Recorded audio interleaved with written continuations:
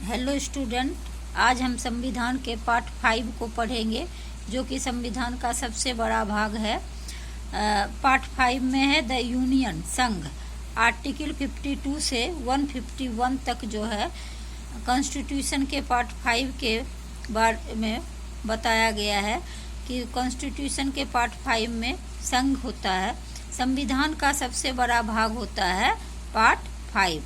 Largest part of the constitution which consist 4 institutions, मतलब ये संविधान का सबसे बड़ा भाग है और इसमें जो है 4 इंस्टीट्यूशन है।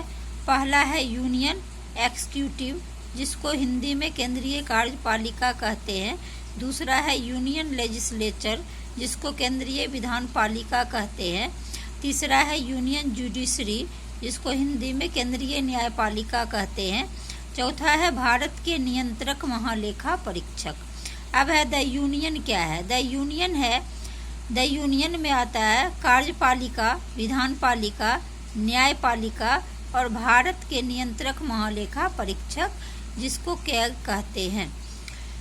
अब कार्यपालिका में कौन कौन आते हैं? तो कार्यपालिका में राष्ट्रपति आएगा। कार्यपालिका में राष्ट्रपति, उपराष्ट्रपति, मंत्रिपरिषद और भारत के महाधिवक्ता, न्यायवादी। ये जो है आर्टिकल 52 से 78 में दिया गया है। और विधान पालिका में आता है लोकसभा, राज्यसभा, संसद। ये जो है आर्टिकल 79 से 123 में इसी बात कहा गया है कि विधान पालिका में जो है लोकसभा, राज्यसभा और संसद आता है। न्यायपालिका में क्या क्या आएगा? सर्वोच्च न्यायालय, ठीक है। ये आर्टिकल 124 से 146 में ये बात जो है कही गई है। अब है मुख्य न्यायाधीश 1 होते हैं और अन्य न्यायाधीश कितने होते हैं? 33। अगर हम टोटल न्यायाधीश की बात करें तो मुख्य न्यायाधीश और अन्य न्यायाधीश को प्लस करके जोड़कर 34 हो जाएगा। अगर एग्जाम में प्रश्न आए कि कि कुल टोटल जो है सर्वोच्च न्यायालय में कितने न्यायाधीश होते हैं, तो उसका आंसर हो जाएगा 34, क्योंकि एक मुख्य न्यायाधीश होंगे और एक 33 अन्य न्यायाधीश होंगे। न्यायाधीश मीन्स जज। संघ की कार्यपालिका, संघ की कार्यपालिका मिलकर बनी होती है किस किस से? राष्ट्रपति, उपराष्ट्रपति, मंत्रिपरिषद। अब ये प्रश्न पूछ सकता है कि संघ की कार्यपालिका किससे मिलकर बनी होती है? तो राष्ट्रपति, उपराष्ट्रपति और मंत्रिपरिषद। चौथा है attorney general of India, Bharat के महान न्यायवादी जिसे कहते हैं। अब है संघीय कार्यपालिका। संघीय कार्यपालिका प्रेसिडेंट होते हैं, राष्ट्रपति। आर्टिकल 52 में कहा गया है कि भारत का राष्ट्रपति होगा। 53 में कहा गया है कि संघ की कार्यपालिका शक्ति 53 में कहा गया है कि संघ की कार्यपालिका शक्ति राष्ट्रपति में निहित होगी और वह इसका प्रयोग अपने अधीनस्थ अधिकारियों द्वारा करेगा। इसका मतलब संविधान के अनुच्छेद 53 में यह कहा गया है कि संघ की जो कार्यपालिका शक्ति है वह किस में निहित होगी? राष्ट्रपति में, और वह इसका प्रयोग अपने अधीनस्थ, मतलब उसके अधीन जितने भी अधिकारी होंगे उसके द्वारा करेगा। राष्ट्रपति संघ की कार्यपालिका का अध्यक्ष होगा। ये भी कहा गया है 53 में ही कि जो राष्ट्रपति होते हैं वो संघ के कार्यपालिका का अध्यक्ष होता है।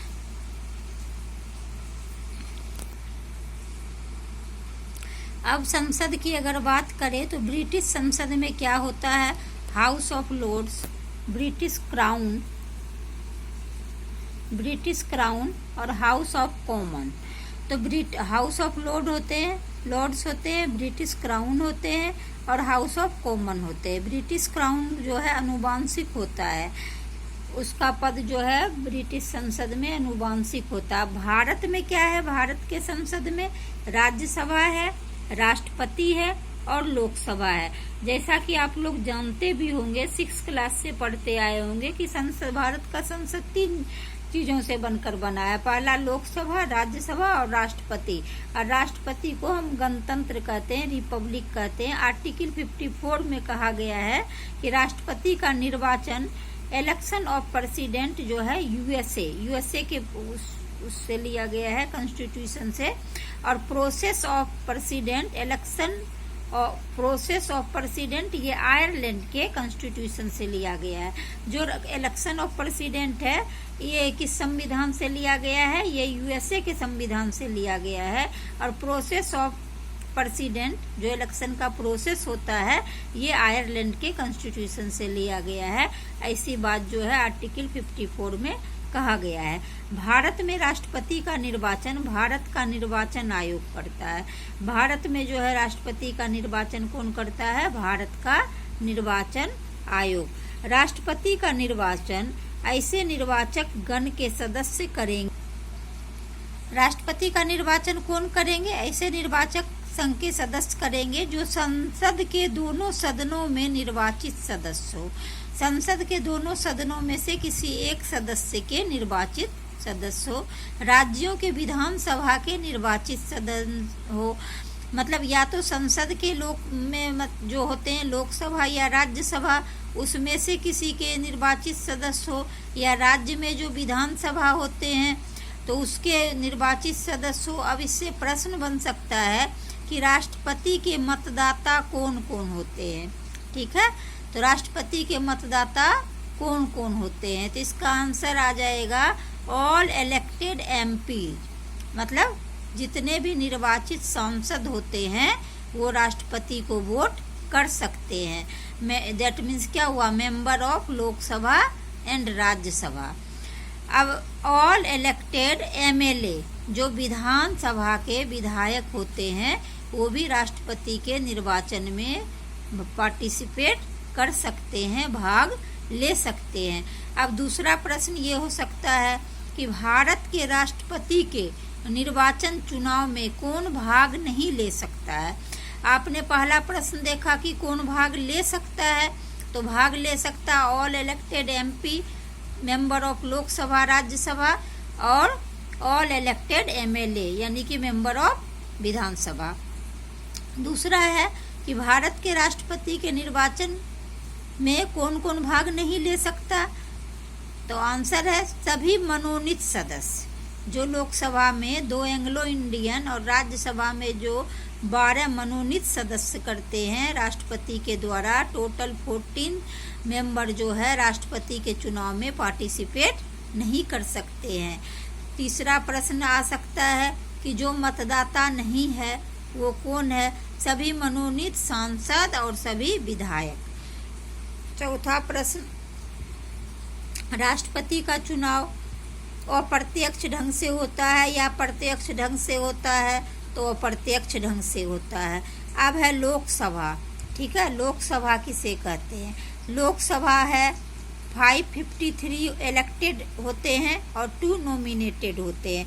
यानी 553 सदस्य को इलेक्ट कर सकते हैं, निर्वाचित कर सकते हैं, और 2 को नॉमिनेट कर सकते हैं यानी कि मनोनीत कर सकते हैं।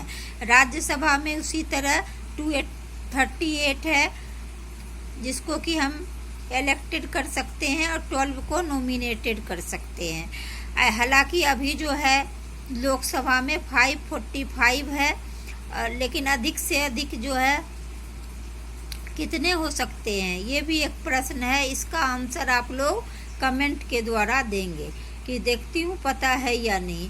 और यह भी देंगे आंसर कि यह जो निर्वाचित सदस्य लोकसभा में सदस्यों की संख्या है ये कब तक निर्धारित है, कि ये कब तक इसमें कोई फेरबदल नहीं होगा।